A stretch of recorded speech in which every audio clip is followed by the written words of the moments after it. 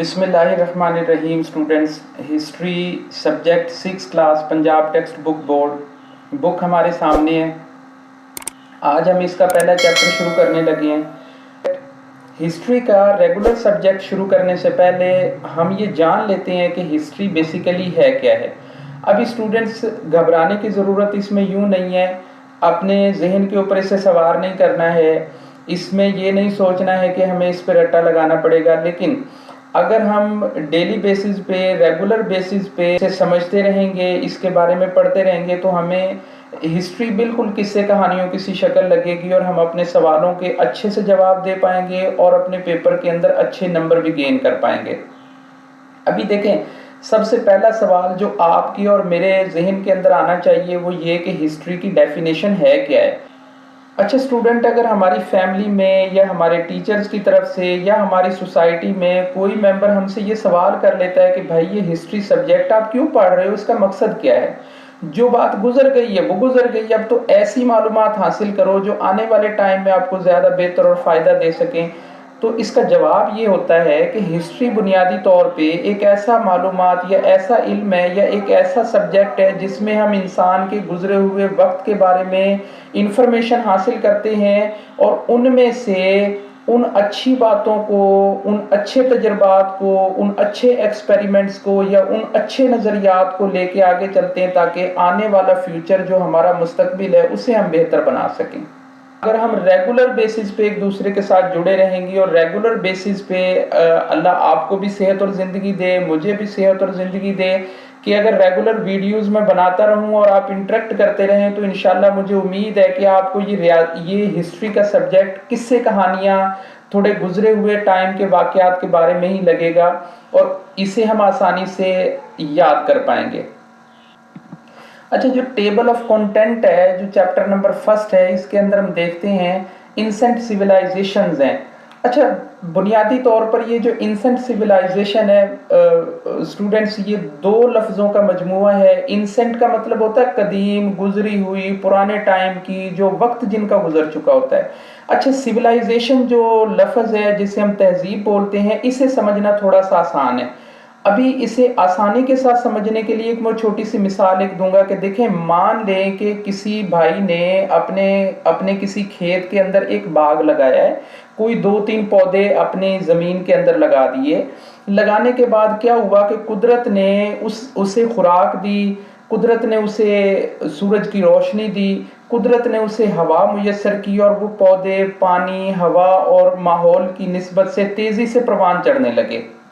अब जैसे जैसे ये तेजी से परवान चढ़ने लगे तो क्या हुआ कि वो जो दरख्त है उसकी कोई शाख जमीन की तरफ चली गई, कोई आसमान की तरफ निकल गई, कोई राइट हो गई, कोई लेफ्ट हो गई, मतलब वो घना सायादार दरख्त हो गया और उसकी शाखें बड़ी बेतरतीब सी हो गई।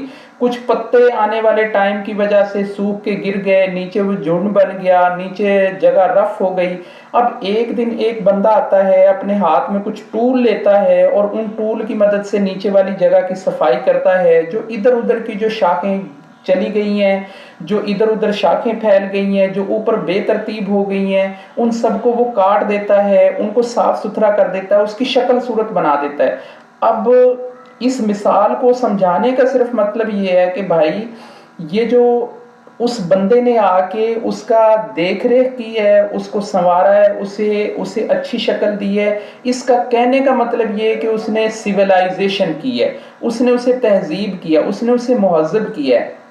यानी दूसरे अल्फाज में हम इंसानियत के लेवल पे लाके जब हम इस एग्जाम्पल का इम्प्लीमेंट करते हैं तो वो ये है, हम अपने इंसानी मुआशरे के अंदर जो इक़दार, बुरी इक़दार होती हैं, जो खामियां होती हैं, जो बुराइयां होती हैं, उनको ख़त्म करते जाएं और जो चीज़ें अच्छी होती हैं, जो यूनिवर्सल ट्रूथ होते हैं, जो आने वाले टाइम में हमें फ़ायदा देते हैं, जो रूल ऑफ लॉ या जो कवानीन है जो हमारे लिए फ़ायदेमंद और सेहतमंद साबित होती हैं, उनको हम अपने लिए इम्प्लीमेंट करते जाएं, तो इसका मतलब कि वो सिविलाइजेशन है, वो एक बेहतर सिविलाइजेशन है। और माजी के अंदर हम सिर्फ यही जानने की कोशिश करेंगे कि जिन इंसेंट सिविलाइजेशंस के ये रूल ऑफ लॉ या रेगुलेशंस या कानून या ये जो मुहज़्ज़ब साजी है, ये जिनकी ठीक नहीं थी, वो आने वाले टाइम के अंदर बर्बाद हो गई हैं। रेगुलर चैप्टर को शुरू करते हैं। अच्छा, जो आज हम पहला टॉपिक हम क्लियर करेंगे वो मेसोपोटामियन सिविलाइजेशन है। बेसिकली इसके अंदर ना, इस पहले चैप्टर के अंदर 3 से 4 सिविलाइजेशंस हैं। हम एक एक करके एक एक दिन की डेट पे हम उन चीज़ों को देखेंगे। मेसोपोटामियन सिविलाइजेशन के बारे में हम पढ़ने से पहले थोड़ा सा तारीख के बारे में नज़र दौड़ा लें। हज़रत नूह अलैहिस्सलाम के 3 बेटे थे। एक बेटे का नाम साम है, एक बेटे का नाम हाम है और एक बेटे का नाम यासफ है। नस्ल में से आते हुए जो उनके पोते हैं, जिनका नाम तारीख में हत लिया जाता है या हती लिया जाता है, तो उसकी नस्ल से ये गैर सामी लोग पैदा हुए हैं। अब ये गैर सामी लोग कौन से हैं? जी, मेसोपोटामियन सिविलाइजेशन जिसके बारे में हमने पढ़ना है ना, ये हजरत नूह अलैहिस्सलाम के उस बेटे की तरफ से ही चल के आ रही हैं जो गैर सामी थे, जिन्होंने इल्हामी किताबों को नहीं माना, जिन्होंने बुतों की पूजा की, जिन्होंने सितारों की पूजा की, जिन्होंने आग की पूजा की, जिन्होंने आने वाले टाइम में अपने मजहब को, अपने बुनियादी मजहब को छोड़कर, इल्हामी मजहब को छोड़कर और गैर मजाहिब की तरफ चल दिए। ये वही सिविलाइजेशंस हैं जिनके बारे में हम समझने की, मेसोपोटामियन सिविलाइजेशन वो है। अभी हमने जिस सिविलाइजेशन के बारे में पढ़ना है ये मेसोपोटामियन सिविलाइजेशन है। मुझे यकीन है कि इंशाल्लाह आपको इस लेक्चर के अंदर थोड़ी दिलचस्पी पैदा हो रही होगी और हम इसे थोड़ा थोड़ा आगे लेके चलते रहेंगे तो हमें बात समझ आती है। के अंदर हमारा एक प्राइमरी और सेकेंडरी सोर्स का एक टॉपिक हेडलाइन आप देख रहे हैं। बेसिकली से कोई भी इंफॉर्मेशन डायरेक्ट हमारे पास आ जाती है, जिसकी मिसालें भी दी हुई हैं। कोई डायरी, कोई कॉरेस्पॉन्डेंस, कोई लॉग बुक, कोई क्रिएटिव बुक, कोई मतलब कोई लिटरेचर, कोई शक्ल सूरत, कोई ढांचा, कोई चीज़ हमें डायरेक्ट सोर्स से मिल गई, उसे हम प्राइमरी सोर्स कहते हैं।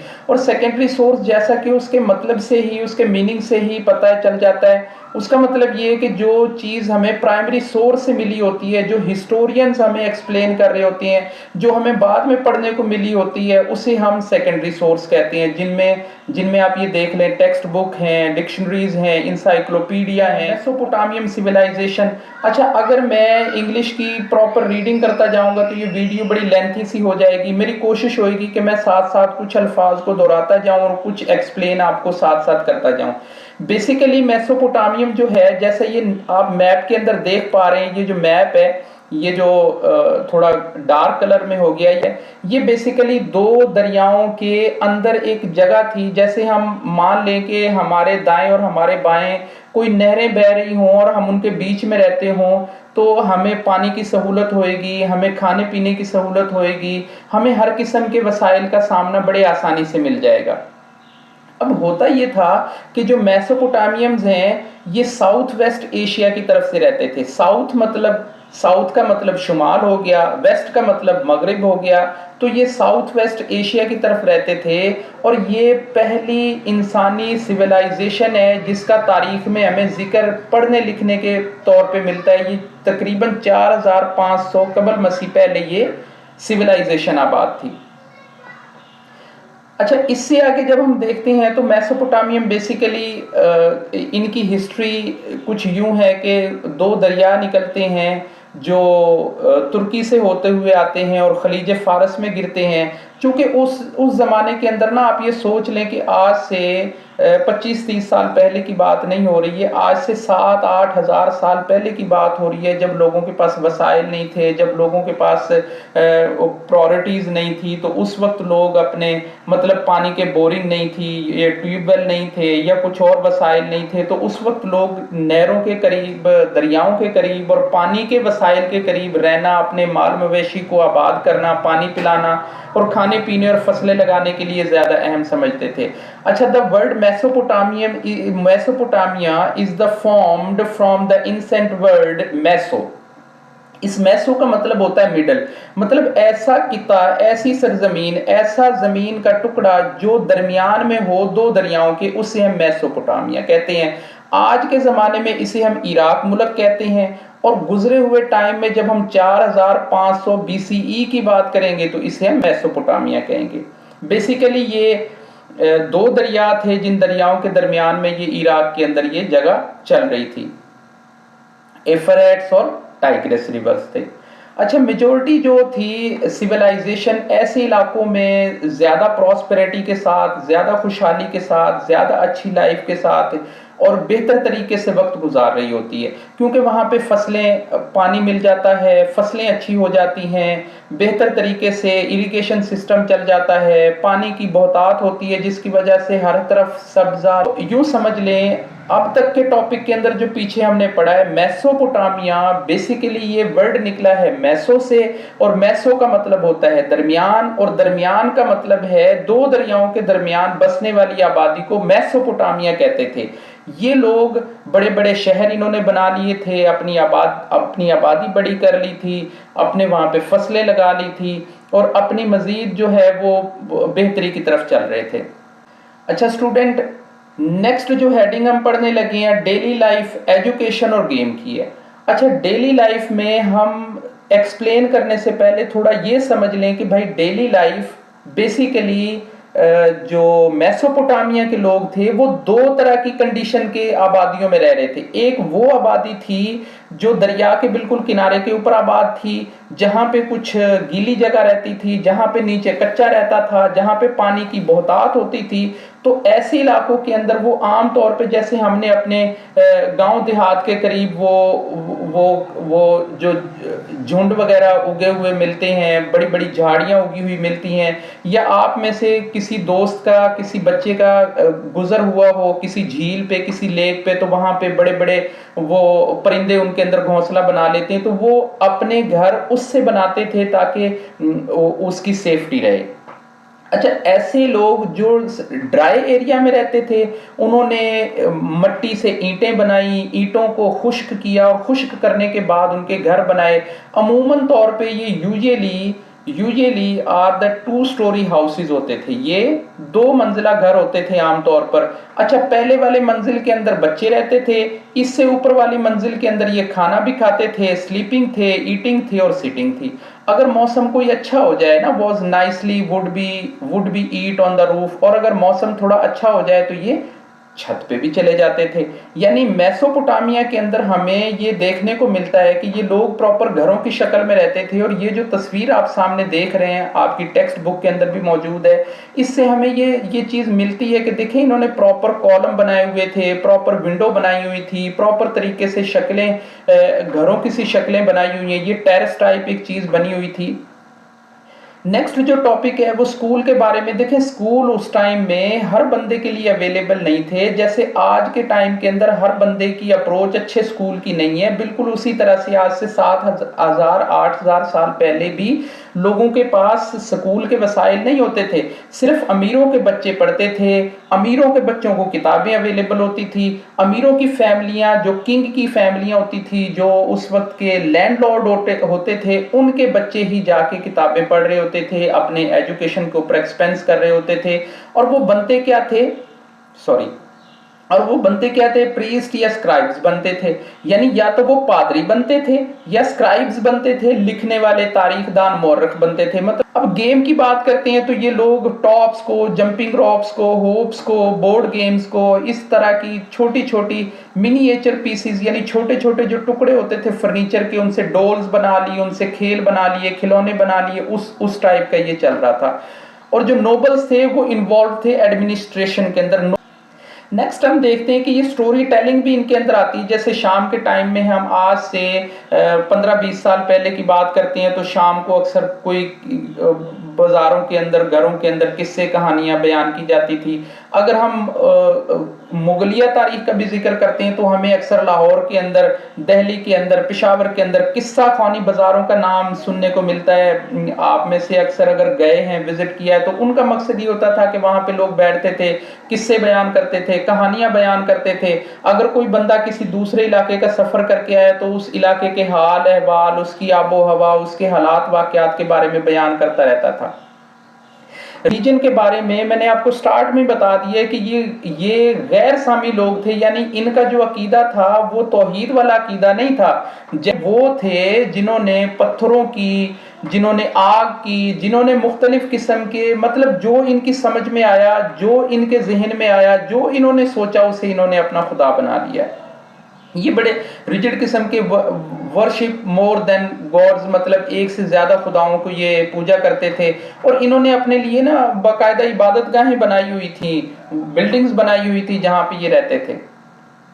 नेक्स्ट है डिफरेंस बिटवीन समराइंस एंड मेसोपोटामिया। अच्छा, बेसिकली हो ये रहा है कि जैसे जैसे हम ये देखते हैं ना कि अगर किसी घर के अंदर दो भाई हैं, उनमें से हालांकि वो एक ही बाप की औलाद होती हैं, लेकिन उनमें से कुछ खूबियां अल्लाह की ज़ात ने बड़े को दी होती हैं, कुछ खूबियां अल्लाह की ज़ात ने छोटे को दी होती हैं। अब होता ऐसा है कि कोई ना कोई अपनी खूबियां, अपने कंट्रोल, अपने नज़्म ज़ब्त, अपने अपने अच्छे इक़दार की वजह से दूसरे पे सबकत ले जाता है। ये बिल्कुल ऐसा ही हुआ है। बेसिकली ये जगह एक ही है जिसके अंदर ये दोनों तीनों छोटी छोटी तहजीबें रही हैं, लेकिन ये जो समराइंस थे, गैर सामी जो लोग थे, ये थोड़े वेल डेवलप्ड थे।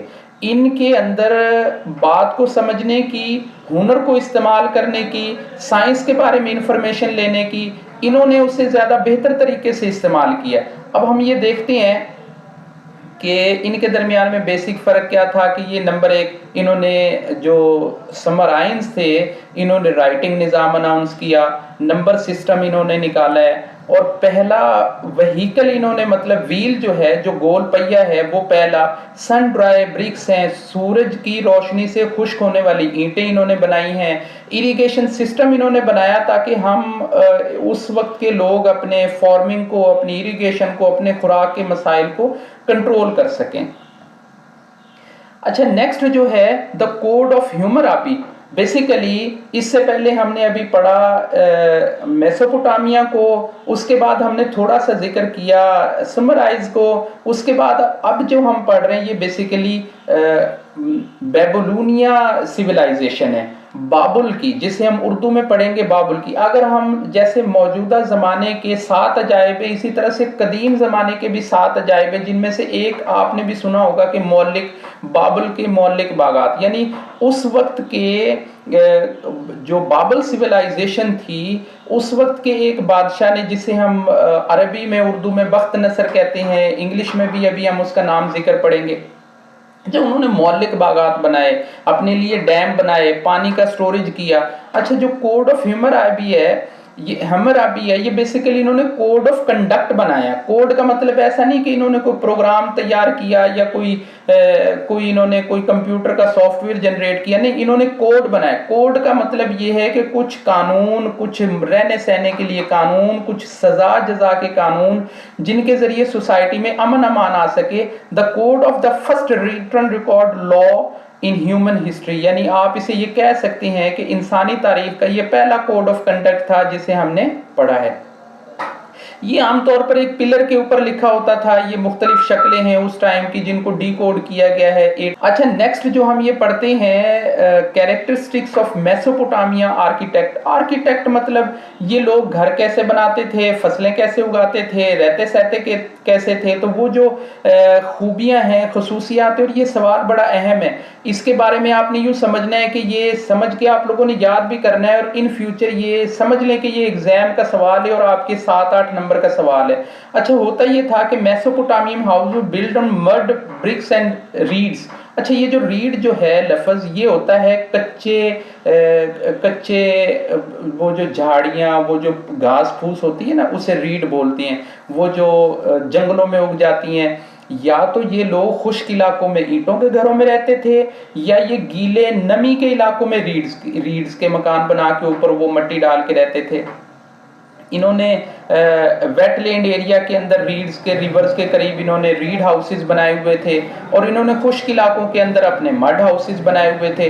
रिवर के करीब ये सन ड्राई ब्रिक्स और brick homes and 2 rooms in flat, मतलब ये 2-3 कमरों का एक घर बनाते थे। ये वो कल्चर है, ये वो चीज़ें हैं जिसे आज के टाइम में भी हम देखने को, हम अपनी रूटीन लाइफ में आज भी देखते हैं कि घरों के अंदर वेंटिलेशन भी होती है, डोर्स भी होती हैं, फ्रेम विंडोज भी होते हैं, कवर वॉल्स भी होते हैं। मतलब ये उस वक्त के मॉडर्न सिविलाइजेशन थी, जिसे अब ये तस्वीर जो हमारे सामने नजर आ रही है, ये इनकी इबादतगाह हुआ करती थी। ये कल्चर जो आप देख रहे हैं घरों को बनाने का, मड हाउसेस को, उनके अंदर वॉल, विंडो, कवर्ड एरिया बनाने का, ये सारा इन्हीं का स्ट्रक्चर था।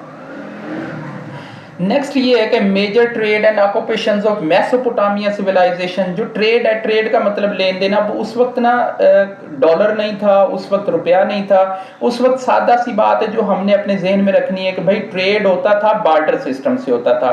एक चीज ले लो, उसके बदले दूसरी चीज दे दो। तो लग्जरी गुड्स के अगेंस्ट रॉ मटेरियल ज्यादा आता था और रॉ मटेरियल के अगेंस्ट जो लग्जरी चीजें वो कम आती थी। मतलब लोग ज्यादातर grain, cooking oil, pottery, leather goods और ज्वेलरी वगैरह के लेन देन कर रहे थे। ऑक्यूपेशंस का मतलब है कि पेशे। उस वक्त लोगों के पेशे कौन कौन से थे जो मेसोपोटामिया के जो सिविलाइजेशन थी? फार्मिंग करते थे, मतलब जमींदारा करते थे। ट्रेडमैन थे कि कुछ ना कुछ काम कर लेना, कुछ ना कुछ हुनर कर लेना, वो ट्रेडमैन कहलाता। सोल्जर थे, सिपाही भर्ती हो जाते थे। ब्रिक मेकर थे, वो ईंटें बना लेते थे। क्राफ्ट आर्टिस्ट थे, कोई ना कोई चीज, अच्छा खिलौना, कोई ड्राइंग, कोई चीज बना ली।